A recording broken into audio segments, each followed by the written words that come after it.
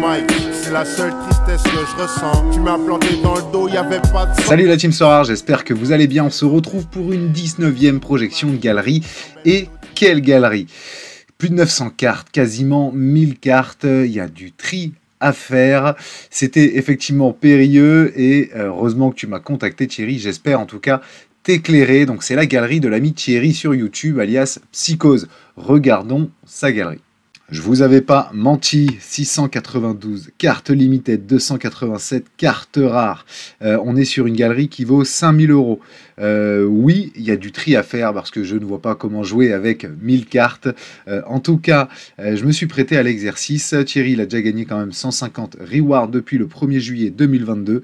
Il y a certainement de la qualité à apporter et surtout dégraisser parce que niveau quantité, ça fait beaucoup. Voici le fichier de Thierry, effectivement 691 limited, 287 rares, voici pour les montants, alors une moyenne par carte très très faible en limited, 2,15 €, il faudrait quasiment le double, et puis en rare aussi, mine de rien, au-dessus des 25 ça serait qualitatif. Ce qui nous dit Thierry, le problème c'est qu'il a toujours voulu tout jouer, c'est sa plus grosse erreur et la plus grosse erreur faite par la majorité. Avant le nouveau gameplay, il s'était axé sur la seconde division anglaise et espagnole, MLS et championnat asiatique pour jouer l'été.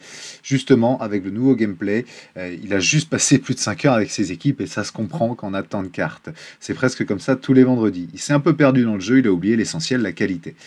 Il le reconnaît déjà. J'ai un autre souci, il adore essayer de trouver des pépites au travers de vidéos. La plupart de ces U23, il a regardé leurs prestations. Et il les a achetés en fonction des vidéos aperçues, ce qui est très souvent antagoniste à Sorare. Exemple, John Dural avant sa venue en Europe, et le dernier en date a été William Osula. Fantastique avançante, mais une plaie au niveau du gameplay Sorare. Bon, passons. Ce qu'il veut jouer, il aimerait être performant aussi bien en limited qu'en rare. Avec 5000 euros, je pense que c'est faisable. Ces in-season MLS et asiatiques sont un atout, il pense, pour générer quelques deniers. Il a plusieurs teams en limited et en rare, effectivement. Il pense que son jeu MLS n'est pas trop mal. On verra. Il me semble que mes Asiatiques me rapportent souvent des récompenses, on regardera aussi. Ces secondes divisions fonctionnaient pas mal avec l'ancien gameplay. Il a recruté des cartes en fonction de Future Game Week avec peu de matchs. Ces teams, disons, exotiques, péruviennes, argentines, brésiliennes, ont été montées juste pour des Game Week avec peu de matchs. Avec le nouveau gameplay et à froid, c'est vraiment le début d'une nouvelle ère de jeu, comme il nous dit. Je dirais que je vais en priorité faire ces in-season MLS, mais in-season Contender, CU23, en classique il continuera à jouer la Tchal avec 2 équipes et sur la Contender avec 2 équipes. Tout cela en limited et en rare. Il pense avoir quelques ossatures, mais ses certitudes ne sont pas bonnes vu son faible rendement, il trouve. Bon, ce qu'il regarde, il regarde énormément.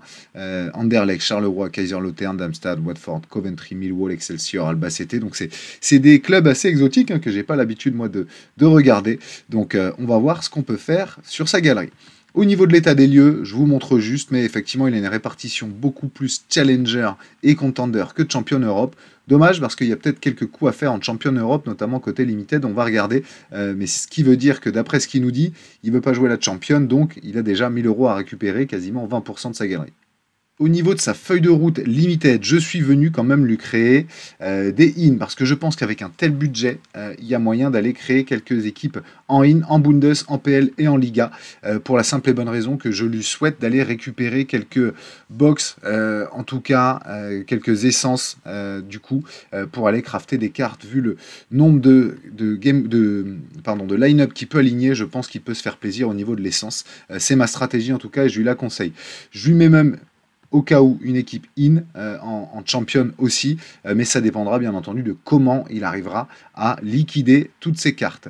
Je vous explique d'abord la méthode. Je suis venu tout simplement regarder carte par carte effectivement qui il avait dans chacune des compétitions. J'ai vu qu'il avait quelques gardiens, mais sinon c'était vraiment tout. J'ai vu que tu avais 5 Mike Penders aussi. Peut-être qu'il va falloir songer à en libérer quelques-uns si tu veux cracher un peu de trésorerie en tout cas, mais ça m'a fait sourire. 5 Mike Penders en challenger. Bon, en plus il est remplaçant maintenant depuis qu'il a été acheté par Chelsea. Mais ce que je trouve en tout cas, c'est que tu as énormément de joueurs, oui, en contender, mais tu as de quoi faire dans tous les cas. J'ai pas touché à ta contender, je suis venu mettre les joueurs qui étaient pour moi les plus intéressants. Tous ceux qui sont pas présents, bien entendu, pour moi, c'est à vendre. Donc je t'ai quand même mis ton fichier ici où tu vas pouvoir venir trier aussi qui a à vendre tout simplement en cliquant là. Si les joueurs n'apparaissent pas, c'est que je les vends. En U23, j'ai vu que tu avais effectivement pas mal aussi de joueurs. Je conserve, il y a de la qualité. Donc les joueurs que je mets en U23, bien entendu, je les rentre pas et je les compte pas dans ta Contender ou ta Chal. Donc je suis venu vraiment faire le tri, j'ai envie de dire, dans ta galerie. Par contre, qui je te conseille en champ du coup, je te conseille des joueurs qui pour moi sont des joueurs de qualité pour la simple et bonne raison que je vais commencer par là. Tu as une galerie qui, en limited, est à 1484 euros. Moi, dans tout ce que j'ai rentré, je n'ai gardé que 673 euros dans tous les joueurs que j'ai été chercher chez toi. Donc, potentiellement, il me restait un budget. Je suis venu réinjecter 671 euros, ce qui donne 1344 euros. Et il te restera 140 euros. Bien entendu, c'est une projection cible. Ça va dépendre des ventes, du rythme à laquelle tu vends, du rythme auquel tu vends, pardon, etc. Et donc, 671 euros, comme tu vois, hein, je renouvelle quasiment 50% de ton roster ici. Donc oui, il y a du travail, l'ami Thierry, mais c'est kiffant parce qu'il va falloir que effectivement tu dégraisses beaucoup pour ensuite aller te faire plaisir avec des joueurs. Les joueurs que je donne, c'est bien entendu des exemples. Je ne vais pas tous les détailler, mais il y en a certains que j'aime bien, je vous montre. Je te mets Marco Friedl en in, bien entendu, à 7,30 € parce que voilà, je trouve que c'est un joueur intéressant qui fait un bon début de saison avec le Werder. Le Werder qui a tenu le clean sheet contre Dortmund et c'est un joueur voilà, qui est capable de faire du A même en prenant un jaune. Donc voilà, Marco Friedl en in saison. Au milieu, je zoome sur Stash. Alors Stash, attention, à son prix a flambé un peu, mais si tu l'as aux alentours de 26 jusqu'à 30 euros, c'est pas mal. On est sur un joueur effectivement capable de très très bon scoring avec Hoffenheim. Il joue plutôt derrière sur les 2 derniers matchs comme on voit là depuis le début de saison. Par contre, ça fait voilà, du AA, ça me plaît, et quand c'est décisif, ça va chercher les 100, même en prenant 3 buts contre Francfort. L'avantage avec sa carte milieu, c'est que lui, les buts encaissés, il les prend à moindre mesure, pas comme un défenseur qui va prendre de mémoire moins 4, je crois, moins 3. Lui, il va plutôt prendre moins 2, du coup, si on regarde, c'est ça, lui, il prend effectivement moins 2. Devant, je t'ai mis Götze aussi, mais je te mets Marmouche, les deux ailiers, j'ai envie de dire, de l'Eintracht Francfort. Donc Marmouche, son prix a bien flambé, mais normal, parce que voilà, il a aussi fait un gros scoring contre Hoffenheim, du coup. Intéressant aussi comme joueur, Omar Marmouche. Et pour finir avec la Bundes, je te mets Kramaric. Kramaric, il est en feu sur ce début de saison, quasiment 4 buts en 2 matchs. Voilà, ça se prend. Tu voulais de la qualité, Kramaric, c'est de la qualité. Ce qui me fait effectivement 140 € pour ta Bundes in, mais quand je vois les price pools, etc., je me dis que voilà, c'est intéressant d'aller diversifier aussi et d'aller jouer un peu de champion au vu du montant que tu as en limited. Au niveau de l'APL, je te mets Lisandro Martinez. Alors, ça n'a pas cartonné, bien entendu, contre Liverpool parce que ça a pris 3 buts et un jaune. Mais Lisandro Martinez, je pense que ça peut faire du scoring. Donc, voilà, à 20 €, je ne trouvais pas élevé par rapport à ce qu'on peut voir ailleurs. Un défenseur central et il est capable de très bon scoring. Lisandro Martinez, j'espère que Manchester United va se réveiller cette saison et que du coup, ça te fera du scoring.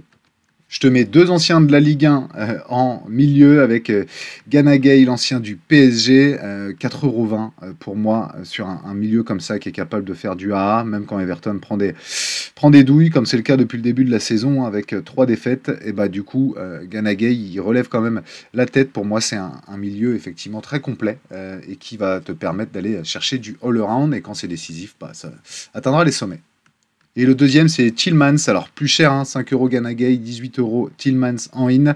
Mais j'aime bien aussi parce qu'il fait un bon début de saison avec Aston Villa. Il joue, il est titulaire sur les 3 matchs. Il a joué les 90 minutes. Ça fait du AA aussi. Et quand c'est décisif, pareil, ça va chercher haut en scoring. Donc, j'aime bien Tillmans sur ce début de saison. Devant, je te mets Magnaid. Pourquoi? Parce que c'est un attaquant qui fait du A et ça me plaît beaucoup. Quand c'est décisif, pareil, ça monte très haut. Mais on voit ici, c'est un joueur qui descend rarement sous les 10 de AA. Ça, c'est précieux pour un attaquant. Donc oui, j'injecte effectivement 109 € dans cette équipe Pay-in Season. Ça ne me semble pas élevé au vu de la qualité que ça peut donner et des récompenses probables. Au niveau de la Liga, pareil, je te fais une équipe in-season et je te détaille quelques joueurs. Pour 10 €, tu as Rayo de Majorque. Rayo de Majorque, j'aime beaucoup son début de saison aussi. Défenseur central de Majorque. Comme on le voit là, sur les 4 derniers matchs, ça fait à minima 14 quasiment ici de AA. Et c'est capable d'aller chercher du 35 ici. Donc oui, Rayo, c'est la bonne surprise de ce début de saison. Moins de 10 € en in. Je t'ai mis Tchouaméni au Real, mais je te mets Barrios à Madrid. Barrios, c'est 22 € et comme on le voit ici, alors ça peut être remplaçant, attention, ça sera dans la rota, mais c'est un joueur jeune sur lequel compte, j'ai l'impression, le coach de l'Atlético, et donc c'est un joueur capable d'aller chercher de très bons scoring aussi. Même pour moi, en U23, Pablo Barrios, je trouve intéressant. Devant, je te mets un joueur, Carlos Vicente. Alors moi, je l'ai eu en trade avec Satonio avant le début de cette Game Week et il a fait plaisir parce qu'il fait 80. Effectivement, il joue milieu aussi, donc c'est un attaquant qui va faire du AA comme on le voit là depuis le début de saison. Les 4 premiers matchs, pareil, ils sont hyper intéressants. Donc il faut compter, bien entendu, sur ce début de saison. Les L5 sont pas encore complets parce qu'il n'y a que 4 matchs de fait, mais on voit des choses qui se dessinent et lui, il est intéressant. Autre joueur que j'aime beaucoup aussi par sa qualité, alors il est U23, c'est Bryan Gil. Bryan Gil avec Riron, écoutez, ça fait un bon début de saison, titulaire sur les 4 matchs. Quand il joue sur un côté, effectivement, comme ici, c'est très précieux, mais ça fait du A aussi. Un peu moins que Vicente, notamment sur ce dernier match contre Séville, son ancienne équipe, mais Bryan Gil, il est jeune encore et ça a du talent. Voilà pour les équipes en champion, bien entendu, faut que tu dégraisses. Et sinon, au niveau de tes rosters, j'irai compléter ta Chal in. Pas forcément, j'ai vu que tu avais, c'est bien joué, des gardiens brésiliens et beaucoup de joueurs en MLS. Je garde, bien entendu, ces joueurs MLS jusqu'à la fin de saison MLS, mais je viens étoffer, bien entendu, là où pour moi tu as des manques, c'est-à-dire en défense et en attaque, avec des joueurs qui jouent dans les championnats Europe pour que tu puisses les avoir toute la saison en in-season. Donc, je continue avec une seule exception, c'est Escobar. Je vous l'avais déjà présenté. Je vous le montre. Je vous en ai parlé semaine dernière, et il a régalé cette semaine Escobar avec une passe D et notamment en le round de 40, ce qui lui permet d'aller chercher 100 pour Escobar. Regardez les 4 derniers matchs, les 5 même, c'est plutôt très qualitatif du côté de Houston qui allait battre quand même Los Angeles FC 2-0 sur son terrain.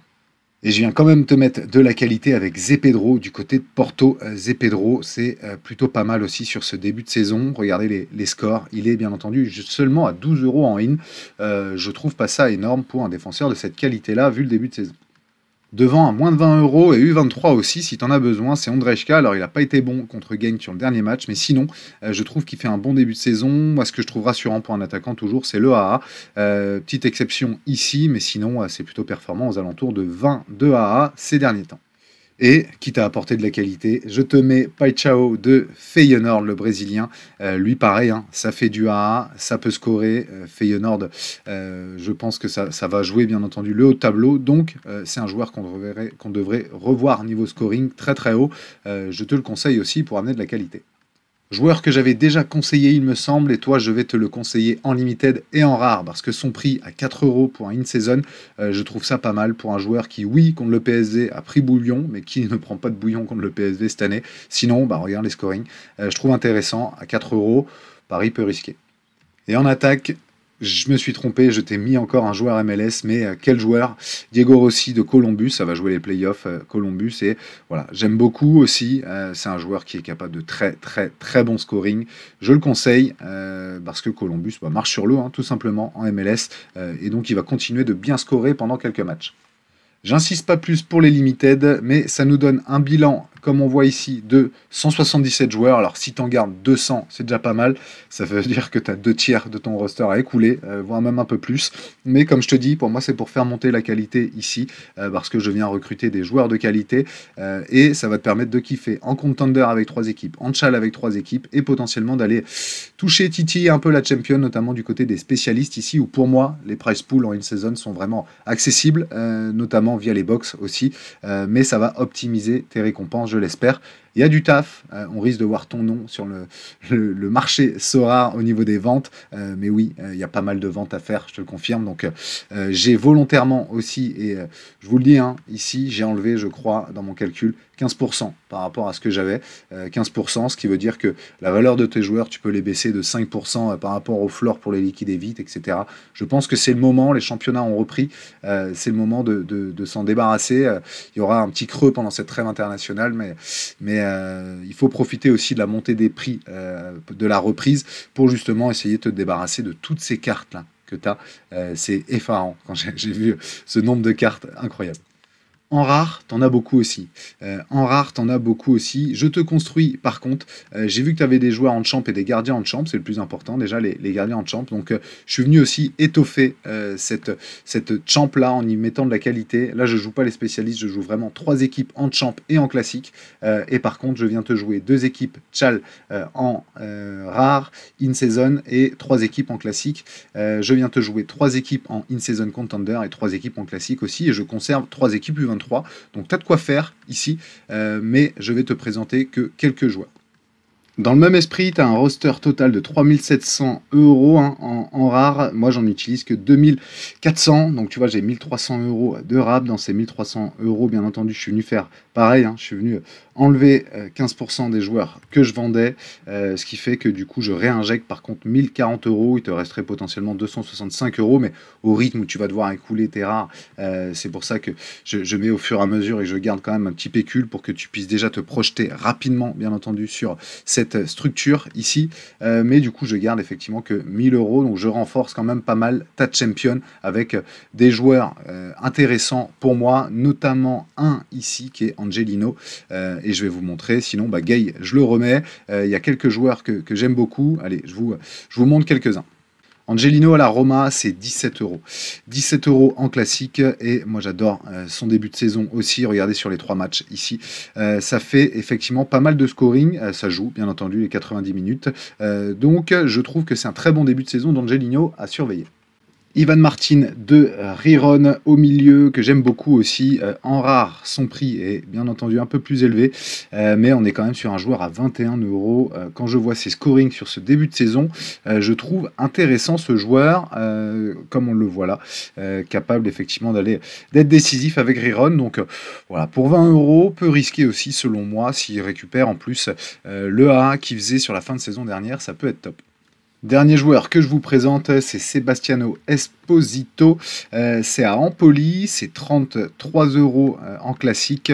Et bon, c'est pas titulaire encore. Par contre, je pense que ça va gagner sa place du côté d'Empoli. Comme on le voit là, dès que ça rentre, dans tous les cas, ça fait du gros AA. C'est même décisif ici sur l'avant-dernier match. Donc, c'est un joueur à surveiller. Je pense que pour 32 €, le pari peut se tenter de Sebastiano Esposito, qui a encore eu 23 pendant quelques années. Je ne vais pas tout vous détailler parce qu'il y en a un paquet, j'ai quand même scouté un peu, mais c'est des joueurs que vous connaissez. Donc voilà pour la Champion. Au niveau de la Chal, je garde bien entendu ce que tu as déjà ici, notamment côté MLS, c'est pour ça que tu as 2 équipes. Et par contre, dans ton équipe classique, je viens compléter avec des joueurs avec beaucoup plus de qualité. Bass, Soutalo, Anderson et Taylor du côté de l'Ajax, Andrejka que je t'ai déjà présenté, Kramer aussi que j'ai déjà présenté. Donc voilà, je viens rajouter un peu de qualité en Challenger, et côté contender, je viens aussi rajouter un peu de qualité côté autrichien. Donc là, j'enlève vraiment le côté Asia parce que les championnats finissent bientôt. Donc je viens plutôt étoffer avec du in-season côté autrichien, comme on voit ici avec Fitz notamment, ou même Liga 2 espagnole avec Inigo Vicente que tu connais certainement, mais on est sur De Goth. C'est pour ça que les prix sont assez élevés. Sinon, Piatowski aussi du côté de Salzbourg, si je dis pas de bêtises. Donc voilà, il y a de la qualité à apporter sur quelques joueurs, notamment dans ta contender in-season. Et au niveau de Toy 23, c'était plutôt complet aussi. Donc je laisse comme c'est. Ce qui me donne un total de 135 joueurs. Donc on a un peu de tri à faire, un peu moins bien entendu qu'en limited, mais il y a quand même un peu de tri à faire. Mais ça te permet effectivement d'aller tout simplement être beaucoup plus compétitif, je pense, en rare dans tous les cas, et puis d'aller kiffer sur les trois principales divisions. Voilà, le conseil que je peux vous donner aussi, et celui-là il va être intéressant, c'est pour vendre vos joueurs. Moi j'ai fait l'exercice, je vous montre. Comme vous le voyez ici, j'ai été prendre quelques joueurs du côté de chez Satonio. Eh oui, certains vont rigoler, mon ami trader Satonio. En tout cas, je trouve qu'il a de très bonnes cartes dans sa galerie. Du coup, j'ai été tenté de liquider quelques joueurs. Je vous montre le trade ici. Donc vous voyez, je suis venu trader, effectivement, j'ai été prendre quelques cartes chez Satonio, notamment Evanilson, Conceição, Gaëtan Perrin. Alors j'ai bien fait avant de cette Game Week, il va me rapporter un peu de cash en plus. Et je suis venu lui vendre tout simplement des joueurs dont je ne me servais plus. Donc Lo Celso, Gilmour, qui a signé à Napoli, je crois, Fofana au Milan, Uroguidé que j'avais pris en double, etc. Alors attention, il faut bien regarder, les floors ici sont pas bons. 2,65, c'est la carte limited, de la carte classique de Perrin. Il est, si on regarde bien, vous allez voir ici, au floor à 6,40 plutôt. Donc effectivement, ça peut paraître hyper déséquilibré quand on voit comme ça, mais au final, il m'a pas trop saigné, l'ami Satonio. Donc je vous conseille, parce que dans sa galerie, il a quand même pas mal de bonnes cartes. On va regarder, mais beaucoup de cartes in-season, etc. Je pense que vous pouvez aller trouver effectivement votre bonheur, tout simplement, côté Satonio. Donc moi je te conseille, vu le nombre de cartes limited que tu as, peut-être d'aller rechercher s'il n'y a pas un joueur qui t'intéresse dans sa galerie, pour ensuite essayer d'envoyer 10 joueurs dont tu veux te débarrasser et essayer de rajouter bien entendu un petit peu de cash. Donc pour trade avec Satonio, c'est simple, hein, vous allez sur son profil, vous tradez, vous mettez les 10 cartes par exemple dont vous voulez vous débarrasser contre une carte en essayant que ça se vale bien entendu, et vous rajoutez 0,01 euro. Comme ça au moins lui il va vous refaire une contre-proposition parce qu'il a un bot, donc ça va vous faire une contre-propos. Donc voilà pourquoi je t'ai enlevé aussi les 15% dans l'évaluation, parce que si tu vas trade comme ça te permettra d'aller plus vite, en sachant que dans les trades vous économisez aussi les 5% de frais SORAR sur les ventes. Donc c'est pour ça il faut le prendre en compte également. Moi j'ai tradé en tout cas pas mal de cartes in-season contre des cartes dont je ne me servais plus dans mon roster. J'en ai encore beaucoup des cartes à trader, mais ça me permet de liquider comme ça de manière vraiment massive dans un premier temps. Bon, une projection de galerie assez longue, je vous l'accorde. Effectivement, il y avait du taf, il y a du taf. Bon courage, en tout cas, l'ami Thierry, parce que effectivement, il y a pas mal de cartes dont il faut se débarrasser pour aller muscler, du coup, le roster d'un point de vue qualité. À très vite, la team, pour une prochaine vidéo, prochaine projection de galerie, mais également quelques tutos. Je suis en train de préparer des tutos sur chaque division. La champion, qu'est-ce qu'il faut faire comme point, combien de pourcentage de managers récompensés, etc. J'espère que ça vous plaira. J'essaye de sortir ça rapidement. Et puis, on a un blabla SORAR aussi cette semaine, normalement, qui doit se tourner. Allez, ciao! And I've always been DTP, I've never been CLB like